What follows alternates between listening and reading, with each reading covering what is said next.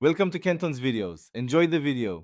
You have admin access, so start by creating the page now. Give it a clear title and choose the URL slug to match SEO intent. This matters for discoverability. Once done, pick the page template and set a parent if it belongs under another page, because template and hierarchy control layout and breadcrumbs. Make sure to save drafts frequently. You're establishing structure first.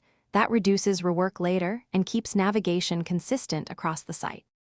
Now add content with the block editor. Headings for hierarchy, paragraphs for text, images optimized for web, and buttons for calls to action. Use reusable blocks for repeated sections like CTAs so edits apply site-wide. Next, set meta elements: featured image, excerpt, and SEO title. This improves previews and rankings. Then check visibility and schedule or publish immediately. Also verify the permalink is correct. These steps finish by previewing the page on desktop and mobile. Test every link and form so users won't hit dead ends. Once satisfied, publish and then clear any caching layers so updates appear immediately. Make sure the page is added to menus or internal links for discoverability.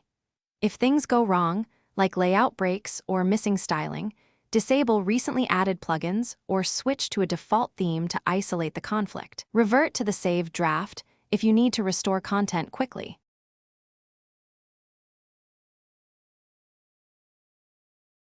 Thanks for watching. Consider subscribing if we helped you.